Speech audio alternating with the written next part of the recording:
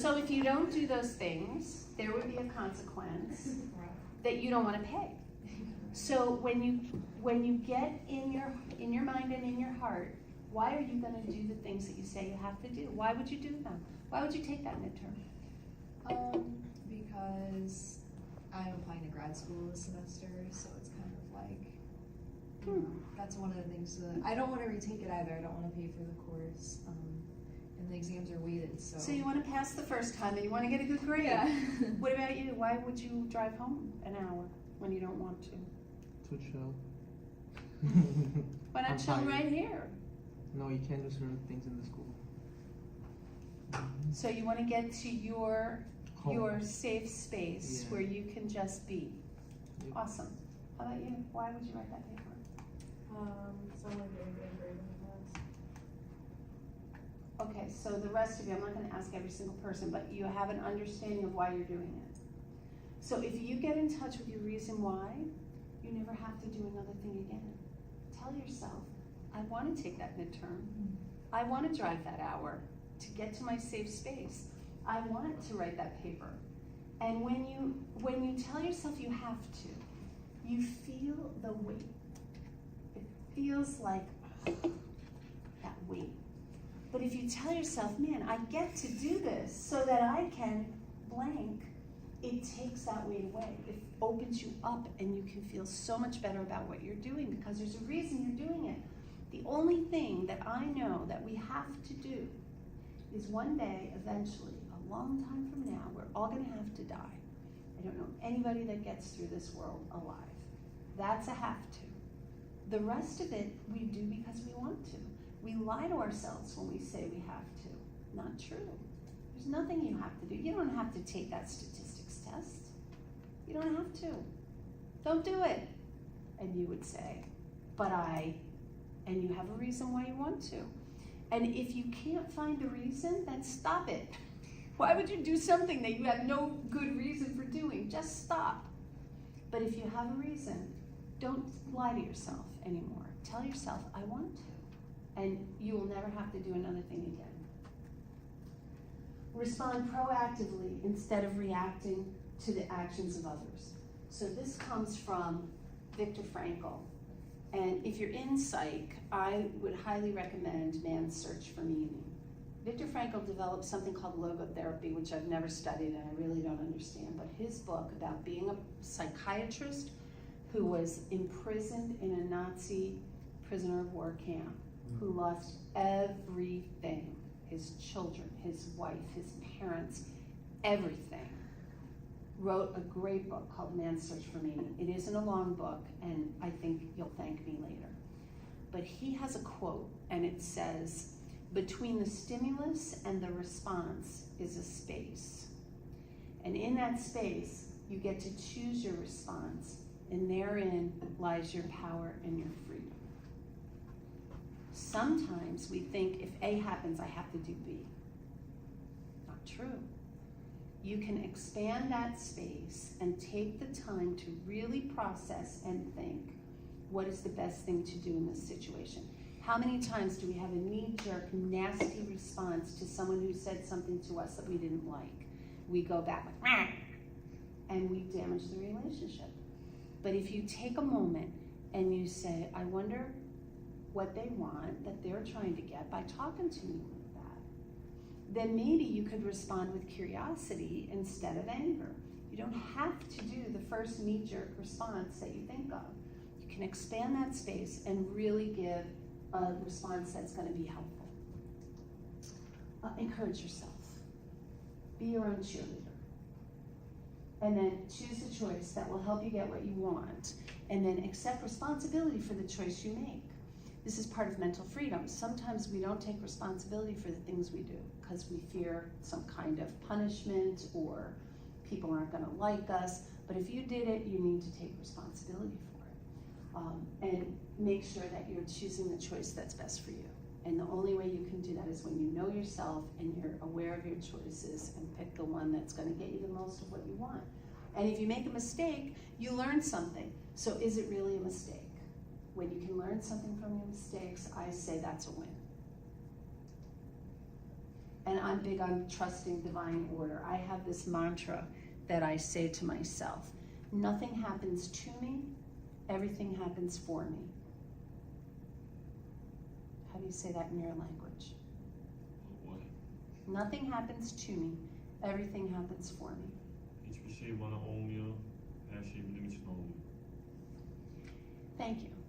It's remembering that the things that happen in our life are happening for us. It might feel bad in the moment, it might seem like it's an obstacle in the moment, but going through it gives you experience and helps you overcome obstacles that will serve you later in life. And I always find that when you go through something hard, one of the opportunities we always have is the ability to reach behind us and grab the hand of someone who's going through a similar thing and help show them the light, help bring them out of that darkness into the light where we got ourselves. So trust divine order. We live in a benevolent universe. Even when there are horrific things going on, we live in a benevolent universe, and just remember that things are happening in divine order.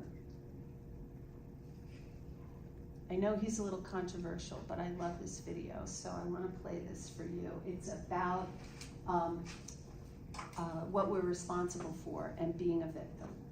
I was just having a debate with a friend of mine, and we got stuck on the difference between fault and responsibility. She kept talking about how somebody's fault, and I was like, it don't matter whose fault it is that something is broken, if it's your responsibility to fix it. For example, it's not somebody's fault if their father was an abusive alcoholic, but it's for damn sure their responsibility to figure out how they're going to deal with those traumas and try to make a life out of it. It's not your fault if your partner cheated and ruined your marriage, but it is for damn sure your responsibility to figure out how to take that pain and how to overcome that and build a happy life for yourself. Fault and responsibility do not go together. It sucks, but they don't. When something is somebody's fault, we want them to suffer. We want them punished. We want them to pay. We want it to be their responsibility to fix it, but that's not how it works, especially when it's your heart. Your heart, your life, your happiness is your responsibility and your responsibility alone. I'm gonna stop it there. So that helps with the need for significance. When you take responsibility for what is yours and you are responsible for getting your needs met, you're responsible for your unhappiness, you're responsible for the solution to the problems that you're experiencing, and you're responsible for your half of every relationship that you're in. You're not responsible for the rest of it, but you're responsible for that. And a lot of times we hand those things to somebody else. If you love me, I can be happy. That's craziness. You need to be happy. And maybe people love you. It's about, you are responsible for your happiness. You are responsible for meeting your needs. Other people are not responsible for that. You are. People can help. They can make it harder, but it's not their responsibility, it's yours. So relationship with your inherent value and worth. I say that everybody is of equal value. I don't think one person is better than anybody else. I don't think the brain surgeon is any more important than the person who sterilizes his instruments. Everybody has a part to play.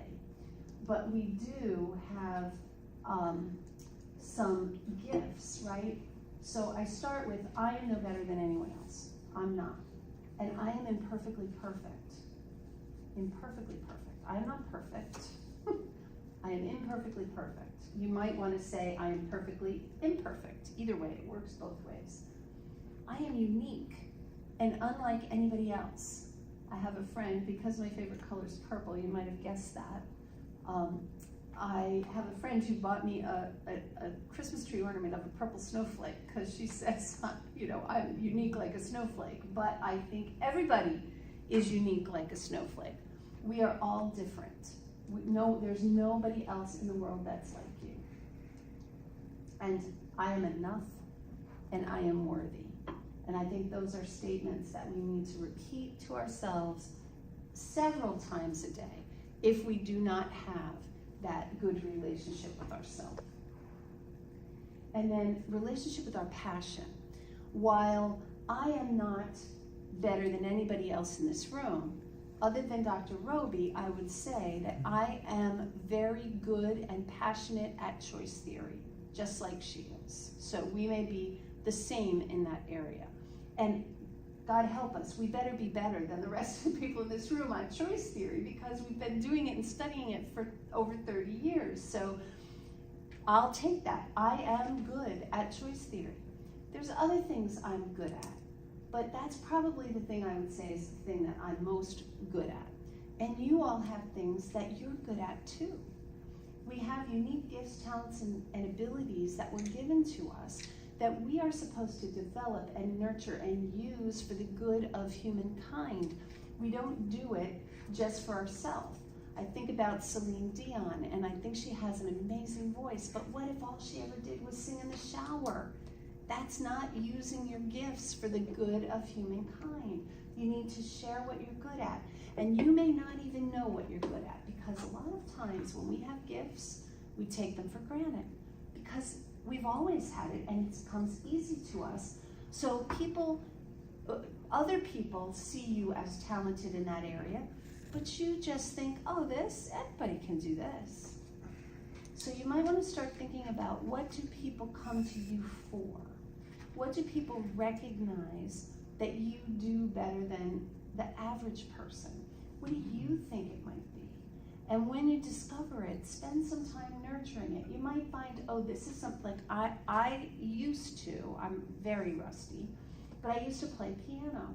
And there was a time when I considered applying to Juilliard. I'm a classically trained pianist. I'm not very good now. I probably would be, under mid-range at playing the piano now.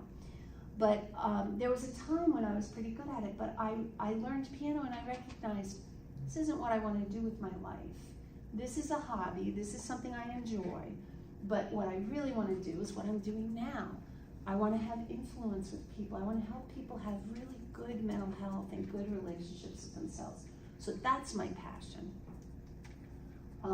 Hear and follow your own inner guidance system, and sometimes this means being still. You said you're going home to chill. I don't know if that means you're going to play video games, watch a movie, meditate, but meditating can really help you get in touch with that inner guidance system that you have. Notice your best characteristics, and one of the ways, if you struggle with that, is to ask yourself, what do people ask me for? What do people look at me to do? Don't play the comparison game. The comparison game is the robber of joy. Compare today's version of you with yesterday's version of you. Are you better today than you were yesterday? And if the answer is yes, then you have made progress towards whatever it is that you're working on. But you should not compare yourself with other people, because you don't know their struggles. You don't know their life. You don't know what they're dealing with.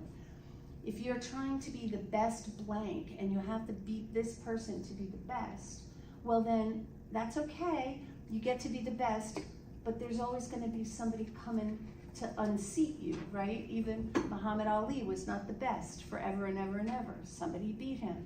So you need to compete with yourself and keep trying to get better at what it is that's important to you. Focus on what you like most. The things that you like are clues to what it is that you're supposed to be doing. Appreciate the parts of you that have been painful in the past. We've all had some pain in our life. I know y'all are young. You maybe haven't had a lot of opportunity with pain, but I'm going to go way out on a limb and say anybody that's alive longer than 2 years has had some pain in their life. So when you think about the pain, ask yourself, ask yourself, what did I learn from this pain? And did I get through this pain? Pain is sometimes our biggest gift. I know that when my husband died, that was probably one of the most painful times in my life. Second painful time was when my son joined the army and went to Iraq and fight in the war twice. Those two events, or three if you count it twice, were some serious pain that I had in my life. I don't even count the broken ankles. That was nothing compared to those two things. But what I learned to do, I help people who have lost a partner, whether it's death, divorce, or decision. People go through that grieving process. I've been through it. I know how to come out on the other side. So I get to help you, and it can be really helpful to have a partner going through that process. I also have done work with the military. I help other parents whose kids, they're grown men, but still, they're always going to be our kids, are in harm's way because they're deployed to a war zone. There's some things that I learned to do that were helpful that I pass on to other people. So pain can be a teacher, and it helps us do good things with other people. And change what you can for an overall better life. Know that you are responsible for your own journey. And I love your persistence as your value, because I bet I might find you. How old are you now? Do you mind if I ask? 32. 32. So I bet when you are 50, if I run into you at 50, you are going to tell me about the amazing things that you've accomplished in your life, because I have no doubt that you will. You'll see me. I already know that to be true. Maybe I should get your autograph now. Maybe. We can exchange the autographs. I think I could do that. So make the changes that you can. It's never too late. If you are still breathing, it's never too late. There may be some things that have expiration dates, like you can't be a police officer after you're X number of years old. Okay, that might be true. But there may be things that you can do. You might be able to be a security guard. You might be able to go into private detective work. There's things that you can do even if you think that it's too late. It's never too late if there's still breath, I believe. And then recognize and use your strength to help others. There's always this service component to the gifts. How do you use it to help other people? Some people will say, how do I use it to make money? I think that's the wrong question. I think when you find your way to be in service to others, the money comes. It's how can I use it to help others? And then what legacy will you leave behind? That's a part of passion that's important. What will be your legacy? And I talk about 3 types of legacies.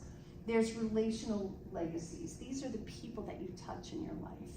I think I have 8 legacies in Pennsylvania. Those are my 8 grandchildren, and they're part of my relational legacy, and I think they're going to do amazing things. They're beautiful people. Tangible would be this stuff, right? I have books. That's legacy for me. They'll be here for a while. And intangible is, what did you put into the world that has changed the world that can be attributed to you? So for me, even though there will be a book called Mental Freedom, I've already started by sharing these ideas with people, doing some research with people, having a certification program in mental freedom.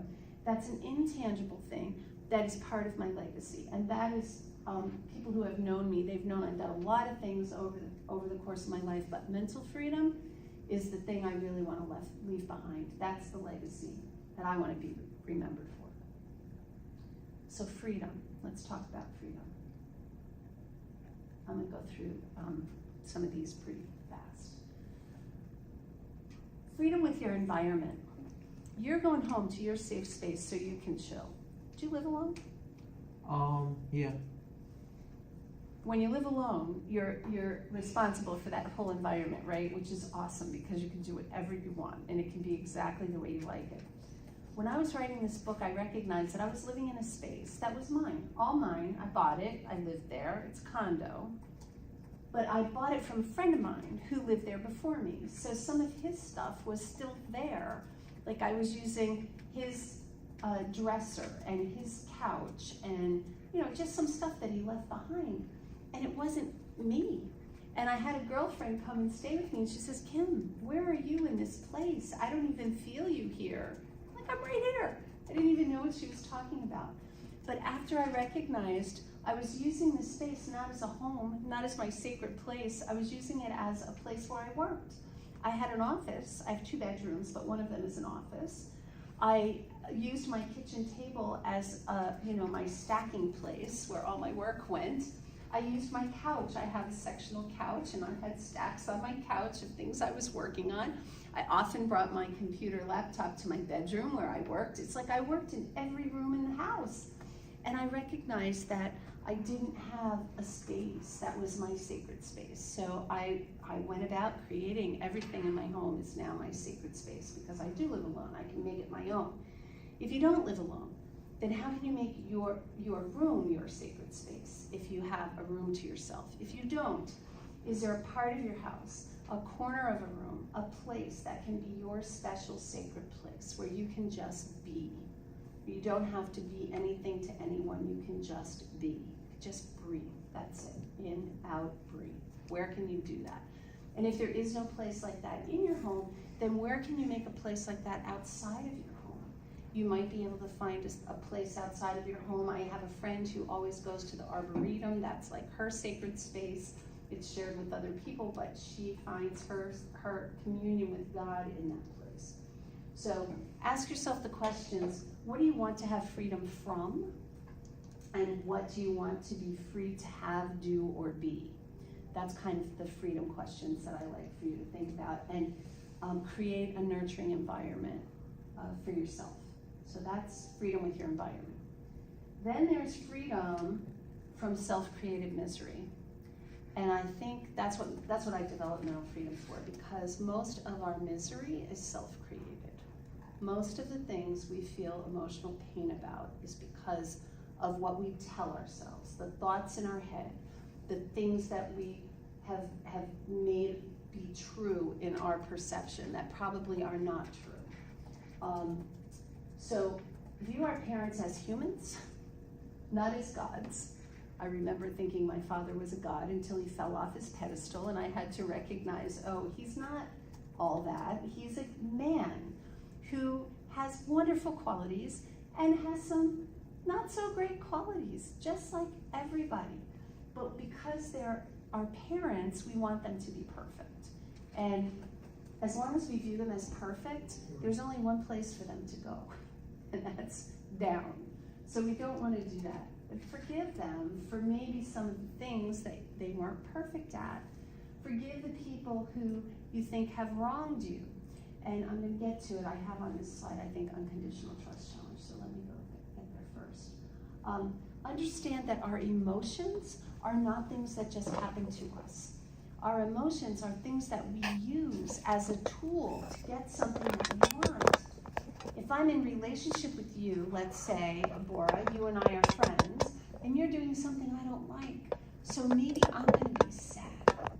And I'm going to communicate to you, look how sad you've made me by doing this. You really should do something different so I can be happy again. Or I might get angry. I used to get angry at my youngest son because he was a slob and he'd never clean his room. And I'd say, Kyle, are you going to clean your room today?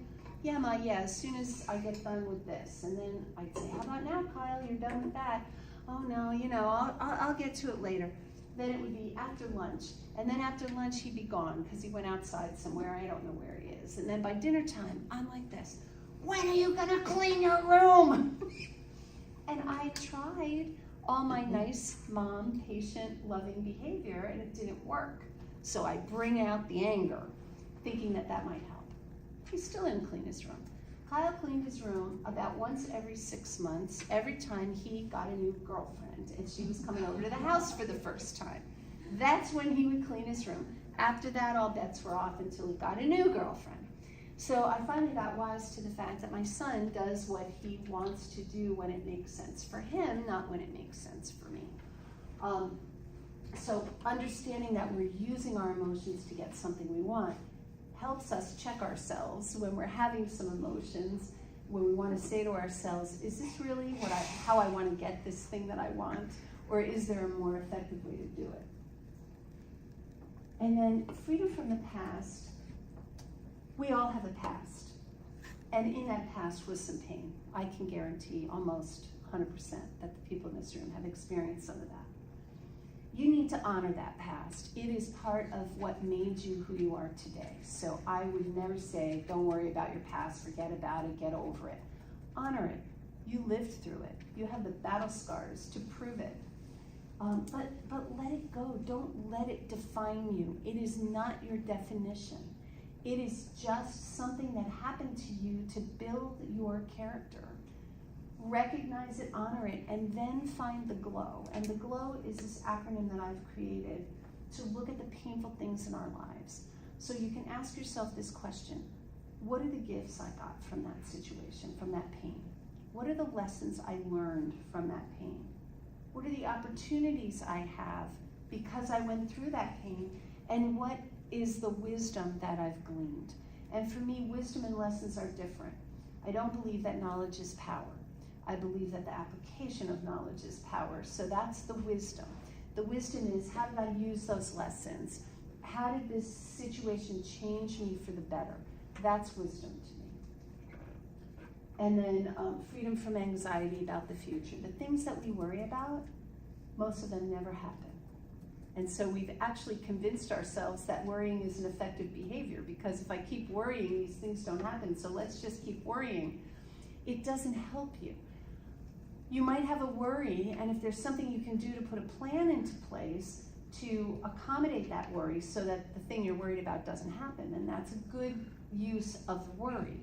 But if all you're doing is worrying, oh, what if I do this and this happens? What if I do it and that happens? And oh my God, this is not, I don't know if I should do this. It's such a prison that you've built around yourself. So when you realize that 90% of what you worry about doesn't happen, and the other 10% is stuff you couldn't have changed anyway, you can let go of worry. It really doesn't help you. And then freedom from self-created pain. This is when we beat ourselves up. This is when we're perceiving things differently. The stories in our head are all negative. There's all kinds of ways that we do self-created pain. And freedom from the opinions and expectations of others. If we feel like we have to please someone else, we are not living our authentic life. We need to say thank you for your feedback. I appreciate you. You might even say, I love you. But I have a life that I want to live, and this is the way I want to live it. Thank you for your feedback. I appreciate you. I will hear what you have to say. Sometimes people actually give us information that helps illuminate a blind spot that we have, and we can be grateful for that. But we need to be able to ferret out what's this person's expectation, and is that the way that I want to live my life? Because we don't have to do what other people think that we should do. And then ask yourself the question, how does misery benefit you? And I have my next slide helps us understand that. So here's some benefits. I'm going to go through these pretty quickly. So, I'm looking at the time. Okay, we have time. Sometimes when it's grief, right? A person, a quality world picture that we had of this person is still in our quality world, but they're not in the real world. They're gone. And that creates pain, serious pain. So when we grieve, when we feel sad, when we go through our photos, when we listen to music that reminds us of this person, it's our way of retaining them in our perception. Feels much better than just the alternative of a big hole in our real world where the person is missing. So sometimes grief is for retention.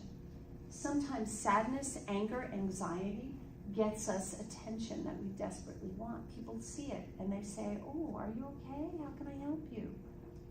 The next one, especially, anybody in here high freedom other than me? Okay, the guys. When you're a high freedom person, have you ever noticed that it's hard for you to ask for help? Or are you good at that? You good at that? Okay. So I question how high in freedom you really are. So here's what I think about freedom people. Freedom people tend to have a strong need for independence. I'll do it myself, like the 2-year-old. I can do it. And we go through life that way. So when we need help, sometimes it's harder for us to ask for it.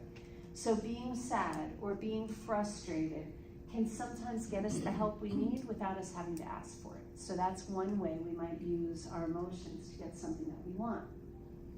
We can use emotions to control the people around us because they can feel guilty or sorry if we're feeling sad or angry or anxious about something, and they think there's something they can do about it. They might accommodate us. Also, this is usually with loss. So when you lose something, we tend to feel sad about that. And sometimes it's our way of showing the world how important this thing was to us. When I lost my husband, my mother-in-law lost her son. And those are two very different losses, both very difficult. But my mother-in-law would never, if I said to her, oh, I could give you a pill, swallow this pill, and you'll get over this grief, she would never have taken that pill, because that was her badge of love that she wore for the rest of her life. My life will never be the same without my son in it.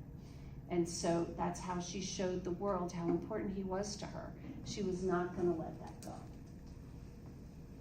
Some other benefits, freedom. When you're feeling sad, when you're angry and you have a temper tantrum and you storm off, and when you're anxious, people are not expecting you to meet your responsibilities. They don't expect you to go to work, take care of your children, cook dinner. They pretty much leave you alone. So it could be to avoid responsibility. It can also give you space. It can tend to push people away so that you have your own room to try to figure things out of what's going to be next. It can also provide connection. Have you ever been in a class with somebody that you didn't particularly like, the professor, and so I know it wasn't Dr. Roby's class, but you all get together and you say, man, this prof is terrible. How about they never talk about the material that's going to be on the test? They tell us to read something and then they never go over the material or whatever it is. And you get together and you're yang, yang, yang, yang, yang, yang, and it feels good that there's other people that think the same way you do, and you know you're not alone, and you know we have this bond now because we both feel the same way about this threat. Has that happened to you, Jillian? The smile on your face makes me think you've been there. Kind of.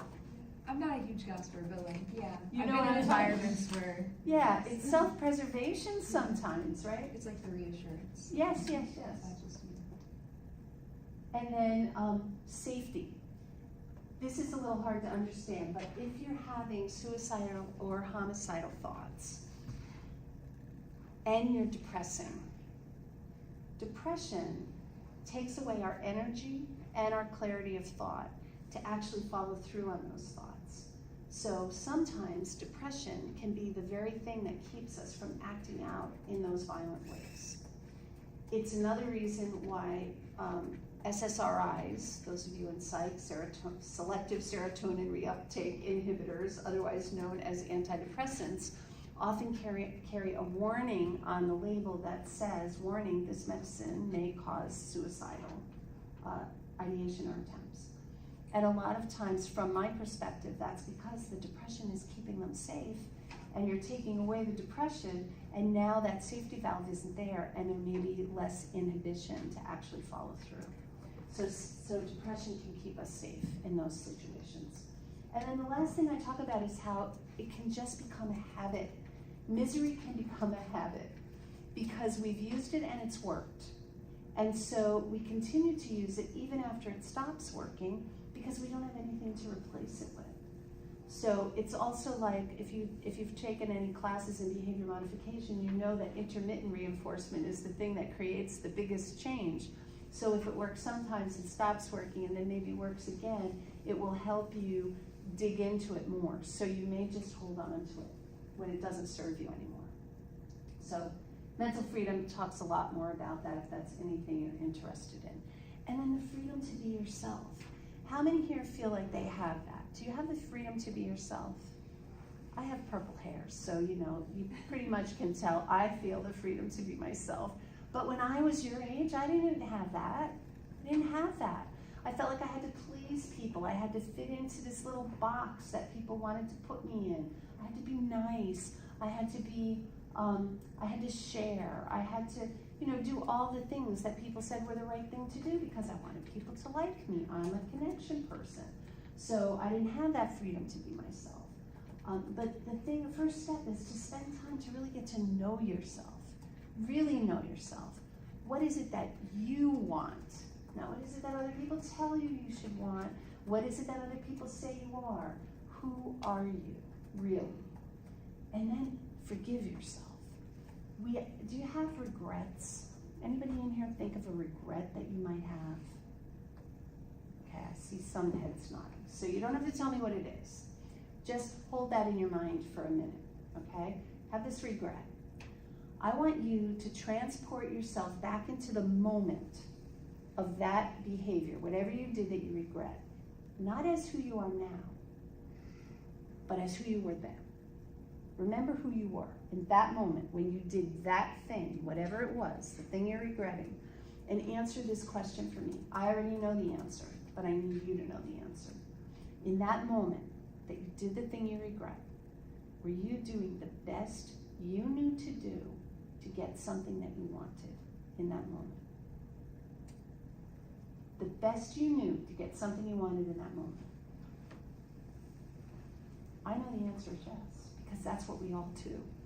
Every moment, we're doing the best we can to get what we want in that moment. So if you transported yourself back there as yourself now, of course you can judge that person and say, there was a better thing you could have done. Of course there was. But you weren't who you are now then. You were a different person, and you did the best you knew in that moment to get what you wanted.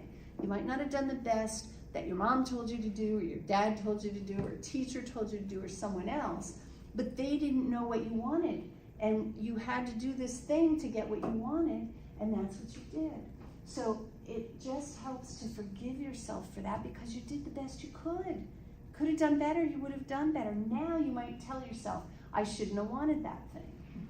Maybe that's true, but then you did. You can't change the facts of the situation. You wanted something then. Today with experience, you say, well, I don't want that anymore.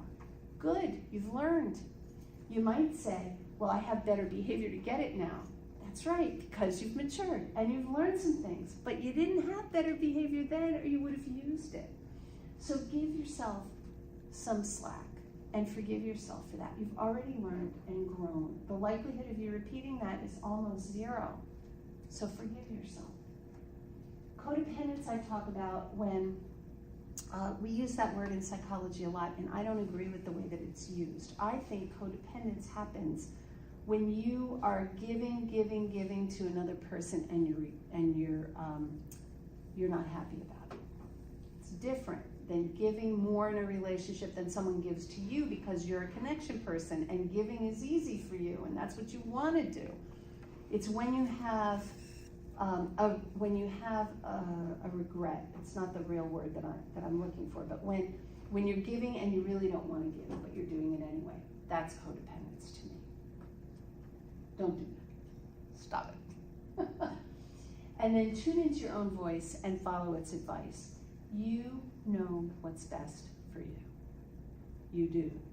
You just have to trust yourself and try to eliminate the outside voices of other people and get in touch with what is it that you want right now, what feels good. It may not be the perfect decision because none of us are perfect, but if you make a decision that doesn't work out, you're going to learn from it and you're going to do better next time. Now joy, quick joy. I don't spend a lot of time on this because this is not one of my high needs, and Dr. Roby, it's one of hers. So she would say, you need more on this. So I might give you a minute to talk about more if there's something you want to add. But I find 3 ways to get joy, 3 categories. One is play. And you know, we have children's play, but we also have grown-up play. And it's the things that we're playful at. And then there's relaxation, the quiet, relaxing kind of joy. And then there's self-discovery learning, those things that you just go, wow, right? That's awesome. So do you have a particular preference for yourself? I know when I was a kid, it was more about play. But today, it's more about relaxation and learning. One of my joyful experiences is to plan a day at the spa. I love that. Facial, a massage, a hot tub, that would be awesome. I don't do it very often because it's pricey, but I like to do that. And I like learning. I'm always reading something.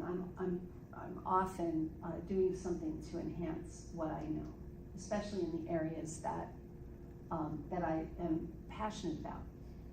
So we might have some combination. You may not have a preference. Maybe you like all 3. Or maybe I know people who look like they don't have a fun bone in their body because they're constantly studying but they're getting their joy from learning. So that's, you want to think about what is it for you and has it changed?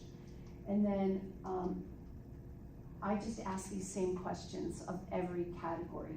How do you play? When was the last time you did? Give yourself permission. Do you have rules about when it's okay to do that? Like, remember when we were kids and we were told, you can't play until what? Finish your homework. Until you finish your homework. Or you could say until your work is done, right? That works great when you're in first grade. You don't have a lot of work. But then you get to be in middle school. You can't play until your work is done. How long does that take? A little bit longer, right? Then you get in GSU. You can't play until your work is done. And when is the work done? And then when you get to be grown and you're doing the whole adulting thing, you find that there is no time when the work is done. And you have to build that in to your life regardless of whether the work is done. And you might have to learn some boundaries and how to say no so that you have more time for joy in your life. And then do you judge others who break your rules about joy? Do you ever say, well, I can't play till my work is done. What are you doing going on vacation? You've got time to do that. You have this, and this you have to take care of. So you want to make sure that you're not doing that, and find a way to play every day, even if it's just 5 minutes. Be silly, tell a joke, do something fun that's really, can be quick. And find the joy in everything you do. Relaxation. How do you relax? When was the last time you did? 4, 7, 8. We're gonna do this 4 times. This is a breathing thing. I'm gonna do it with you because when I was having trouble sleeping, this is what helped me. And it's just a breathing exercise, and we breathe in for 4, we hold it for 7, and we exhale for 8. And then we breathe in for 4, hold it for 7, exhale for 8. I think I'm gonna do it 3 times instead of 4.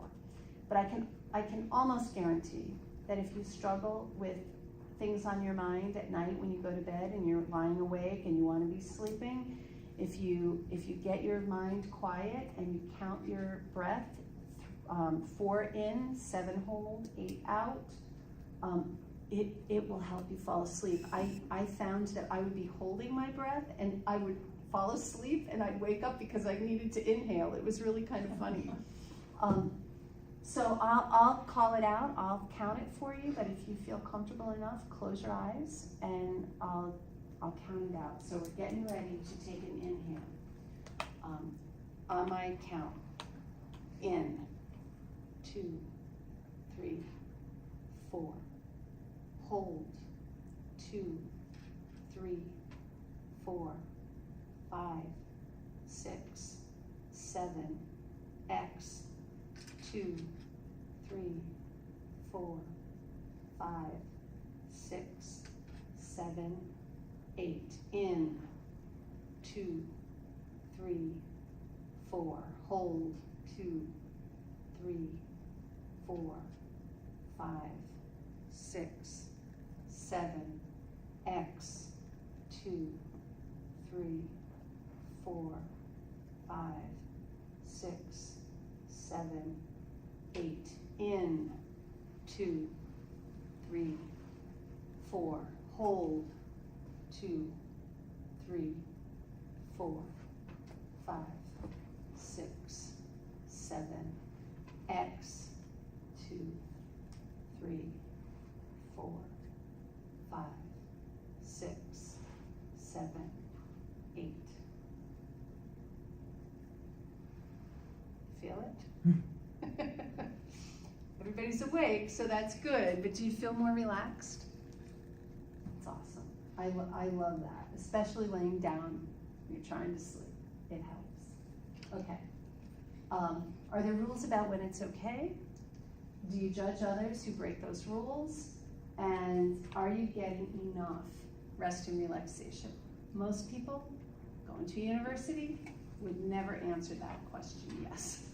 I doubt you're getting enough rest and relaxation, but hopefully you can build some in. Stephen Covey's quote, I love this. When was the last time you were so busy driving your car you forgot to get gas? Because that's what you're doing when you don't rest and relax. You're driving, and you're not replenishing the energy you need. Yeah, did you have a question? No? I just wanted to answer that. Okay, go ahead. You purchase the gas and then you drive off. You mean you didn't fill it up? You bought the gas and you went without it? Oh my goodness. Did you really do that? I did. Oh man, that's so funny. You said you drove off without paying for it. Is that No. what you said? No. She I prepaid purchased and didn't fill the gas. Oh, And wow. got in the car and drove right off. That's somebody who hasn't had enough rest and relaxation, girl. So you said that, I'm like, I'll give you another. That's funny, but sad. Yeah, all of that. I Okay. came back and got it. There you go. Relationship with learning. When you have the mind of a learner, a lifelong learner, you will learn from all people and in every situation. Everybody is a teacher. Be open to learning from painful experiences. Sometimes those painful experiences are our best teachers. Learn your own preferences and what brings you joy. Also be open to new experiences, right? Pat, I want to give you an opportunity. Is there anything you want to add about joy, the need for joy? No. You're good? Mhm. Okay. She helped me with that chapter, by the way. Okay, connection. Save the best for last. We need to get in good relationship with our expectations. Expectations are killers in relationships. Just saying. Just saying. Just saying. There's a guy out there, I've never met him, I don't even know really what he does. I know he's on the speaking circuit. His name is Kyle Cease, and he had this quote that when I heard it the first time, I went, it was amazing. He said, no one's ever broken your heart. They've broken your expectations. And when I heard that, I was mad because it's like, dang, you are so right. And who's in charge of my expectations? Not them, me. I did it to my darn self. So I really am a fan of letting go of expectations of other people. I don't think we need to have expectations of others. Sure, we want other people to do what they say when they say they're going to do it, but we also need to allow that they may not. Not everybody has the same. You have trust as your highest goal, and you said you don't like people that cheat or say they're going to do something and they don't. But I bet you know lots of people who say they're going to do something and they don't, because not everybody has that same value. So you can ask people for what you want, but then in the back of your mind, know, okay, what am I going to do if they don't come through for me? Right? If you're writing a paper and you have somebody who's supposed to write part of the paper and they don't get it to you on time, or they get it to you and it's the crappiest piece of writing you've ever seen and you have to turn it in because it's a group project, what are you going to do? So having a plan in mind of how you'll deal with it is helpful. Setting boundaries is important in relationships, and having less expectations. Boundaries should be about what you're going to do or not do, not about dictating what you want the other person to do or stop doing. Value and protect your time. No one else is going to do that. There are people who will rob you of your time at any moment in the day if you let them. So you have to be clear, this is my time. I only get 24 hours in a day. How am I going to spend it? Am I willing to say no to myself to say yes to you? Sometimes the answer will be yes. Sometimes you will. But be clear that that's what you're doing. We already talked about how emotions can be purposeful, how we use them to get things. Acceptance is about accepting that not everybody is like you, accepting that people may not always meet your expectations, and being okay with that. And then if you need to forgive someone, I'm a big fan of forgiveness because I don't think we do it for the other person. I think we do it for ourselves. There's a quote out there, it's unattributed, I don't know who said it, but you may have heard it. Holding a grudge is like drinking poison. and expecting the other person to die. So when you forgive, you're freeing yourself. You're not freeing that other person, you're freeing yourself. And then you get to decide, am I gonna actually issue an apology and say, I'm sorry? You don't have to do that, but you can. You can apologize from a distance in your mind. Forgive you, I forgive you, right? It can be from a distance. You don't even have to tell them that you forgive them. It could just be that you have the knowledge inside, I'm not gonna let this ruin my life anymore. I'm not gonna hold on to this. I'm just gonna let this go. It's not important. You are not that important to me. And the unconditional trust challenge, I already shared it with you to an extent when I said, if you look at everybody who's ever broken your expectations, you can know that they were doing the best they knew to do at that moment to get what they wanted. And maybe what they wanted wasn't the thing that you wanted, but they did the best they could to get what they wanted. And so if you care about them, it's probably what you want them to do. But then know that when you do that unconditional trust challenge, it brings you clarity about who this person is. So with that clarity, you may decide, I see you now. I'm not looking at you with that lens of who I want you to be. I'm actually seeing who you are. And that means that I may not want to be in this relationship anymore. Or I may want to keep my distance. I may want to have some boundaries. Or it might mean, yeah, I want to dive right into this because I like what I see. But you get to decide with that unconditional trust challenge how you're going to handle that. And then I've already talked about gratitude. I have a gratitude partner, and every day we write to each other in email at the end of our day. I do mine at the end of the day. She does hers in the morning. 5 things that we're grateful for that day. And it's just having an accountability partner, and it puts you in the mind of gratitude. And I'm telling you, no matter how horrible your day might have been, you can find 5 things to be grateful for. And the practice of looking for what's good, for what to be grateful for, rewires your brain. You're talking about, you have your neurology exam, Jillian, midweek, and I know that our brains are hardwired for negativity. And that is for safety and survival. We need to be hardwired for negativity. But gratitude practice will help us develop alternative wiring. It doesn't get rid of the negativity wiring, but it helps us develop alternative wiring so that we can be grateful, because that negativity wiring is critical in life and death situations. But how often are we in life and death situations? We ought to have some alternative wiring for when we're not in life and death situations, so that we can really take stock of the good things in our life.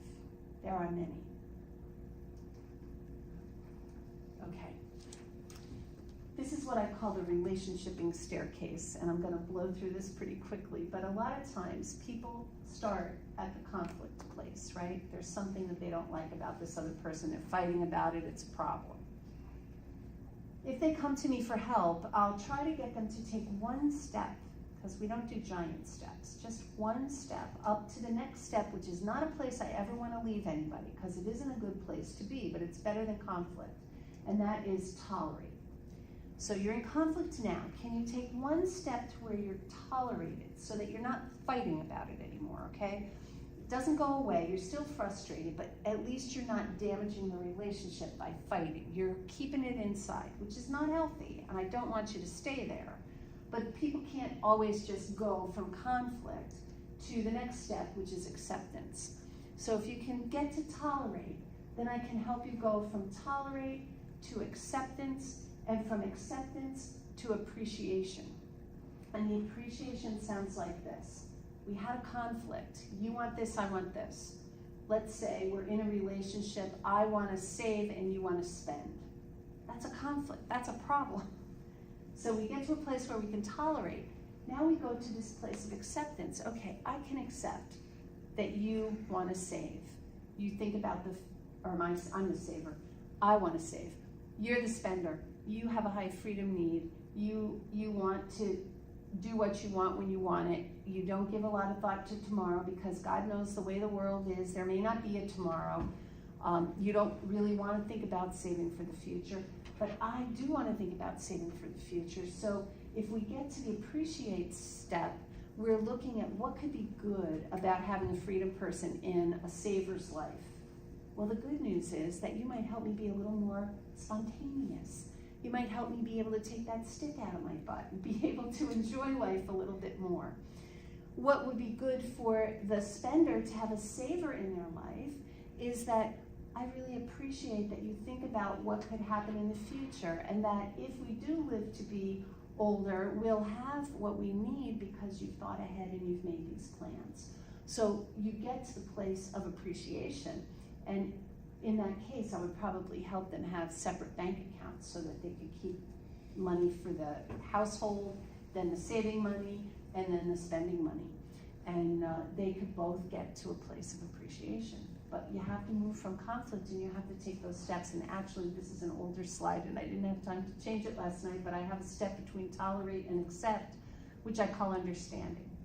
So understanding really comes before acceptance. You can't really accept until you understand. Okay, concept of love. Do you know that we have a love script?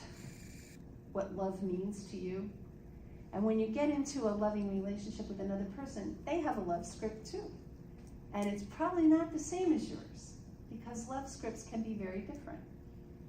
I'm going to look at you as an expert, Bora. You have a 25-year marriage, is that what I heard?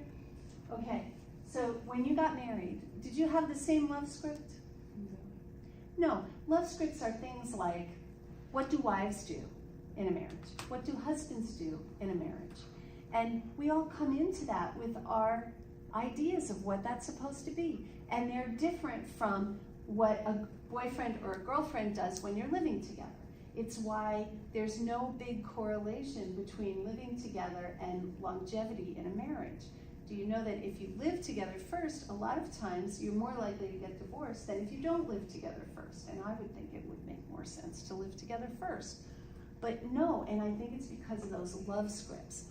What do we tell ourselves about husbands and wives that are different from boyfriends and girlfriends? And how do we bring up those things? Because they're so much a part of who we are, we just assume that the other person thinks the same way. But we need to communicate those things so we can find out where the differences lie and how can we negotiate those things. Develop healthy boundaries with people, places, and things to maintain your personal balance. I firmly believe that when you say yes to something outside of yourself, you're saying no to something that you wanted to do.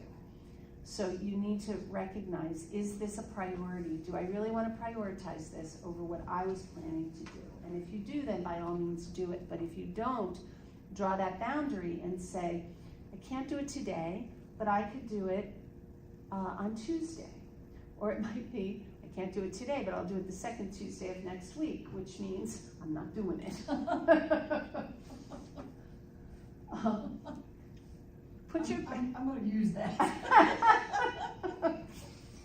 You can put your past relationships in perspective. I believe our past relationships were there to teach us something. And not about the other person, but about ourselves. If we look in the mirror and ask ourselves, how did I contribute to the dissolution of this relationship? It tells you something about you. It might tell you something that you like about yourself. It might tell you something that you want to change about yourself. But we need to put those past relationships in perspective so that we are able to move on with our concept of love with someone that we really want to be with. And we have to stretch beyond our comfort zone. Nothing really good other than comfort happens in our comfort zone. Yes, we get comfort, but anything exciting, anything new, any kind of growth happens outside of the comfort zone. So it's nice to have that comfort zone that we get to retreat to, but we need to venture outside. If all you do is talk to people who think like you, who live like you, who look like you, who act like you, who believe the things that you believe, there's nothing in that that's going to challenge you, that's going to help you grow. It's just, well, I don't have to do anything hard. I can just stay right here and I'll be happy. So get out of that comfort zone sometimes. And remember, you are love. It's not something you have to go out and get. You are comprised of love. You don't have to get it from outside of you. Just Be love, because that's who you are anyway. You just have to remember that and stand in that, live in that.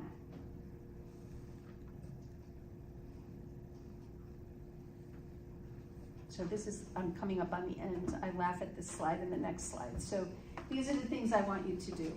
Be daring. Do it. Take risks. Live. Really live. Laugh. And matter. Okay, so those are really the goals of building a healthy relationship with yourself. Have the courage to be daring, take risks. Really live. Know yourself to know what that looks like. Laugh, have some fun, and make a difference. And last but not least, love. Okay, remember, you are safe and secure. This is like a little mantra you can tell yourself. We learn these basic needs as something that we have to go out and get. And we can go out and get them, it's true, and it feels good. But if we don't have the opportunity to get them from here, remember, you are these things. I am safe and secure. Even if somebody's killing me, I'm still safe and secure because I have a belief of where I'm gonna be after that happens. So safe and secure, I have that. I am significant. I am. I'm not more significant than you, but I am significant, and so are you in your own right. You are free. Nobody can make us do something we don't want to do. Nobody. Viktor Frankl will tell you about that. He was in a prisoner of war camp, and he was in a Nazi camp, death camp. And he said, the only thing they cannot take from you is the freedom of your thoughts. And we always have that, even when we're in a restricted setting. You are joy. You are joy. Remember that. And of course, you are love. So those are the 5 things. If you remember that, if you say that to yourself, you don't need anything outside of you. You have all of that. So I gave you those 3 pages to work a plan. If you want to do that, we don't have time to actually do it together. But you have the opportunity when and if you want to go back to that, you can do that. And then commit to continuous improvement. Know that self-improvement never ends. This is not something you get to do in one weekend class and say, "Whoo, I can check that off. I got that taken care of." Quality is a moving target, always. Everyone is a teacher when you are a learner. Love yourself as much as you love others. Hopefully even more would be my goal. Be willing to put yourself first. Open to the divine flow in your life. And become the you that you were meant to be. I see you taking a picture, so I'll wait. Okay. And there's no limit to what can happen when you do. And that is Denise's edition of the rocket ship taking off into the air. I love it. Well done. Yeah. And so, that's my information, but it's not correct. So don't write that down if you don't want that. I'll get you my digital card. If you want it, you can just scan it and you'll have my information. Anybody have any questions? I finished before 12:30. I feel good about that. Questions, thoughts, comments? I was out for a while. Did you talk about the have to and the want to? I did.